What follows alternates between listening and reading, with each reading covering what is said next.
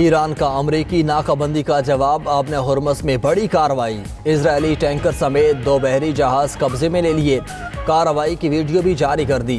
پاسداران انقلاب نے دعویٰ کیا کہ دونوں جہازوں نے بار بار قواعد کی خلاف ورزی کی۔ دونوں جہازوں کو قبضے میں لے کر ایرانی حدود میں منتقل کر دیا گیا۔ جہازوں کی شناخت MSC فرانسسکا اور ایپومینیڈوس کے نام سے ہوئی۔ MSC فرانسسکا کا تعلق اسرائیل سے ہے۔ بلومبرگ کے مطابق ایرانی گن بوٹس نے 3 کنٹینرز پر فائرنگ کی۔ ایک جہاز کے کنٹرول روم کو شدید نقصان پہنچا۔ دوسری جانب US سینٹرل کمانڈ کے مطابق امریکی افواج نے 29 جہازوں کو واپس موڑنے کی ہدایت دی۔ ناکہ بندی سے تجارتی جہازوں کے بچ نکلنے کی خبروں میں صداقت نہیں۔ ایرانی پرچم بردار ٹینکرز ایران کے چابہار پورٹ پر لنگر انداز ہیں۔ ایک ایرانی ٹینکر بحر ہند میں امریکی بحریہ کی نگرانی میں ہے۔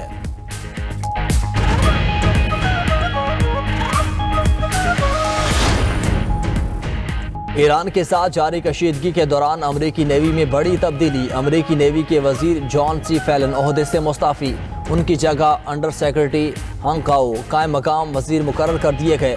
خبر ایجنسی کے مطابق وزیر نیوی امریکی بحریہ کی مالی پالیسی اور انتظامی معاملات دیکھتے ہیں۔ جان سی فیلن نے گزشتہ سال 25 مارچ کو عہدہ سنبھالا تھا۔ جان سی فیلن عہدے سے مستعفی ہونے کی وجہ سامنے نہ آ سکی۔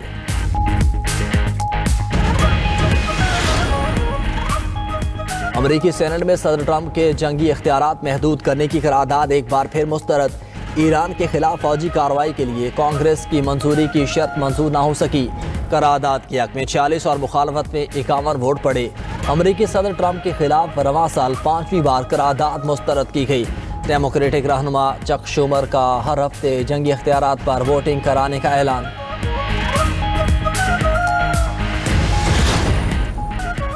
پشاور کے کرکٹ سٹیڈیم میں خیبر پختونخوا اسمبلی کا اجلاس، آندھی کی نظر، وزیر اعلیٰ سہیل آفریدی کے خطاب کے دوران آندھی کے باعث مائک بند ہوا۔ سٹیڈیم میں نصب سکرین گرنے سے اسمبلی سارجنٹ زخمی بھی ہو گیا۔ آندھی کے باعث بابر سلیم سواتی نے اجلاس 27 اپریل تک ملتوی کر دیا۔ اجلاس 3 گھنٹے تاخیر سے شروع ہوا۔ پیپلز پارٹی کے سوا کسی اپوزیشن پارٹی نے شرکت نہ کی۔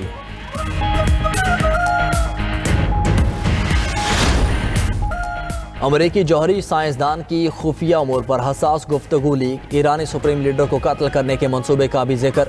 خفیہ طور پر بنائی گئی ویڈیو میں امریکی سائنسدان اینڈریو ہگ نے کہا، مجتبی خامنائی کا رویہ نہ بدلا تو انہیں بھی مار دیا جائے گا۔ امریکہ کا ایران میں جوہری ہتھیار استعمال کرنے کا ارادہ نہیں۔ میڈیا رپورٹ کے مطابق ویڈیو سامنے آنے پر امریکی سائنسدان کو عہدے سے ہٹا دیا گیا۔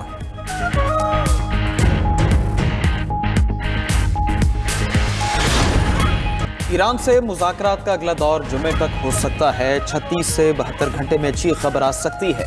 صدر ڈونلڈ ٹرمپ کی امریکی اخبار سے گفتگو۔ امریکی صدر نے ایران کے ساتھ جنگ بندی میں توسیع کا اعلان بھی کر دیا۔ کہا، پاکستان اب بھی اہم ثالث کا کردار ادا کر رہا ہے۔ پاکستانی قیادت کی درخواست پر جنگ بندی میں توسیع کی۔ وزیر اعظم شہباز شریف اور فیلڈ مارشل سعید عاصم منیر نے ایران پر حملے نہ کرنے کا کہا تاکہ ایرانی قیادت اور نمائندے متفقہ تجاویز پیش کر سکیں۔ ٹرمپ نے امریکی فوج کو ایران کی ناکہ بندی جاری رکھنے کی ہدایت بھی کر دی۔ امریکی فوج کو ہر لحاظ سے تیار رہنے کا بھی کہہ دیا۔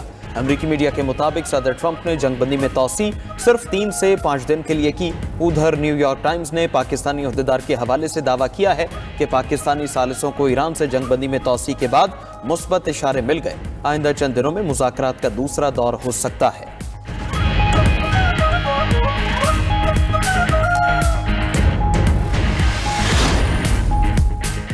ایرانی صدر نے مذاکرات کی راہ میں حائل رکاوٹیں بتا دی۔ مسعود پزشکیان کا کہنا ہے کہ امریکہ کی وعدہ خلافی، آبِ ہرمز کی ناکہ بندی اور ٹرمپ کی دھمکیاں حقیقی مذاکرات کی راہ میں رکاوٹ ہیں۔ دنیا بھی منافقانہ بیان بازی، دعووں اور عمل میں فرق دیکھ رہی ہے۔ ایران نے مذاکرات اور معاہدے کا خیر مقدم کیا تھا اور کرتا رہے گا۔ اسپیکر ایرانی پارلیمنٹ باقر کالیباف نے کہا کہ جنگ بندی صرف اسی صورت معنی رکھتی ہے جب اس کی خلاف ورزی نہ ہو۔ تمام محاذوں پر اسرائیلی جنگی سرگرمیاں روکنا ہوں گی۔ فوجی جارحیت یا دباؤ کے ذریعے اہداف حاصل نہیں کیے جا سکتے۔ چیئرمین ایرانی قومی سلامتی کمیشن ابراہیم عزیزی بولے، مذاکرات سے پہلے جو وعدے کیے تھے اس پر پوری طرح عمل نہیں ہوا۔ ثابت ہو گیا ہمارا دشمن ناقابل اعتماد ہے۔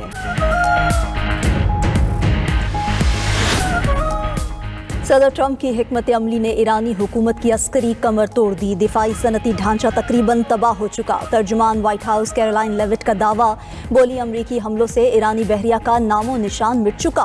बैलिस्टिक मिसाइल और ड्रोन्स बनाने की सलाहियत कई साल पीछे धकेल दी गई।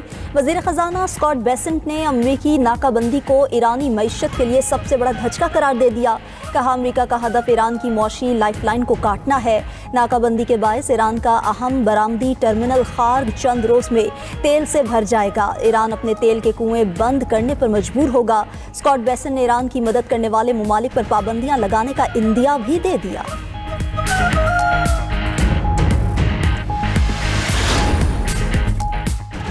ईरान का अमरीकी नाकाबंदी का जवाब आपने हॉर्मज़ में बड़ी कार्रवाई, इसराइली जहाज समेत 2 बहरी जहाज कब्जे में ले लिए। प्रेस टीवी के मुताबिक पासदारान इनक़िलाब ने दावा किया कि दोनों जहाज़ों ने बार बार कवायद की खिलाफ वर्जी की। दोनों जहाज़ों को कब्जे में लेकर ईरानी हुदूद में मुंतकिल कर दिया गया।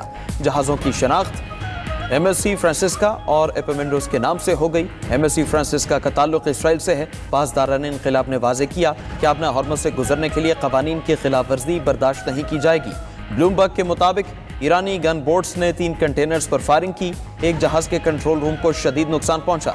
ईरान से कबल अमरीकी अफवाज भी 2 ईरानी जहाज कब्जे में ले चुकी है।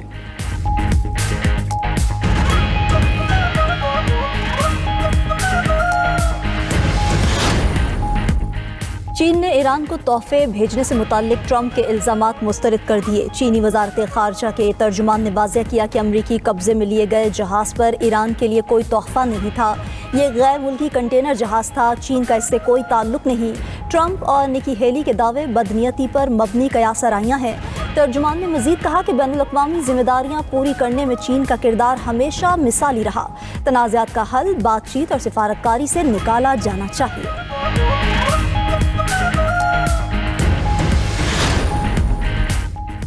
साबिक अमरीकी वज़ीर ख़ारजा जॉन कैरी ने ईरान के साथ जंग को सदारती नाकामी करार दे दिया। कहा, यह जंग ज़रूरी नहीं थी, इसके पीछे कोई वाज़े मकसद या हदफ मौजूद नहीं।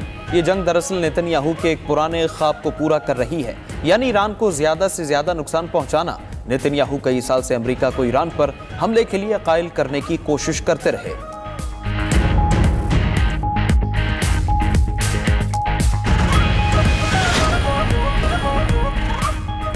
लंदन में आपने हॉर्मज़ की सिक्योरिटी पर अहम आलमी इजलास। 30 से ज़ायद ममालिक के नुमाइंदे शरीक। इजलास में आपने हॉर्मज़ को महफूज और खुला रखने पर गौर। इजलास 2 रोज़ तक जारी रहने का इम्कान। कतर का भी फरीक़ैन से आपने हॉर्मज़ खुला रखने का मुतालबा। तर्जुमान वज़ारत ख़ारजा माजिद अंसारी ने कहा, आपने हॉर्मज़ की बंदिश ने मसले को बैनुल-अक़वामी बहरान में बदल दिया। दोबारा जंग का आगाज़ आलमी मईशत के लिए तबाहकुन साबित होगा। उधर फाइनेंशियल टाइम्स के मुताबिक अमरीकी नाकाबंदी के बावजूद 34 ईरानी जहाज आपने हॉर्मज़ अबूर कर गए। ईरान का $910 मिलियन का तेल आलमी मंडी में पहुंच चुका है।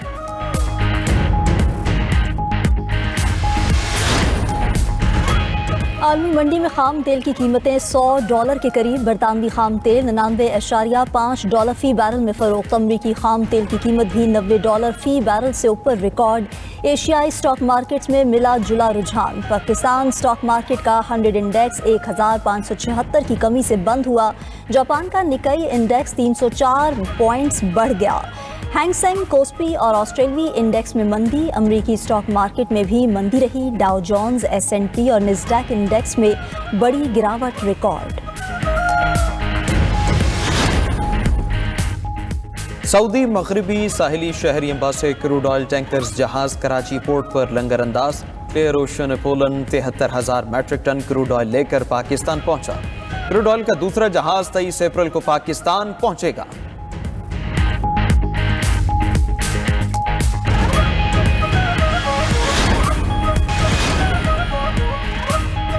दुनिया को तारीख के सबसे बड़े तवानाई बहरान का खदशा। आलमी तवानाई एजेंसी के सरबराह फतेह बेरुल के मुताबिक तेल, गैस, पेट्रोकेमिकल्स और खादों की सप्लाई बुरी तरह मुतासर है। ये बहरान मईशत के तमाम शोबों में बड़ी तब्दीली का पेश खैमा साबित होगा।